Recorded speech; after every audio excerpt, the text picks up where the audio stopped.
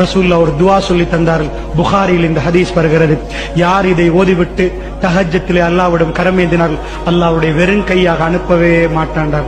லா இலாஹ இல்லல்லாஹு வஹ்தஹு லா ஷரீக லஹு லஹுல் முல்கு வ லஹுல் ஹம்து வ ஹுவ அலா குல்லி ஷைஇன் கதீர் வல்ஹம்துலில்லாஹி வ சுப்ஹானல்லாஹி வ லா இலாஹ இல்லல்லாஹு வல்லாஹு அக்பர் வ லா ஹவ்ல வ லா குவத்த இல்லா பில்லாஹ் என்று யார் தஹஜ்ஜத்திலே எழும்பி 2 ரக்காத்துகள் தொழுதுவிட்டு அல்லாஹ்விடம் கையேந்தினார்கள், அல்லாஹ் மீது ஆணையாக அவரை வெறும் கையோடு அல்லாஹ் அனுப்ப மாட்டான் என்றார்கள் ரசூலுல்லாஹி ஸல்லல்லாஹு அலைஹி வஸல்லம். அல்லாஹ்வுடைய நல்லடியார்களே, அல்லாஹ் ரப்புல் ஆலமீன் முதல் வானத்துக்கு இறங்கி என்னுடைய அடிமைகளே நீங்கள் பாவ மன்னிப்பில் ஈடுபடுகிறீர்களா என்று கேட்கிறான் என்றால் அந்த மன்னிப்பில் ஈடுபடுவதற்கு நாங்கள் தயாரா?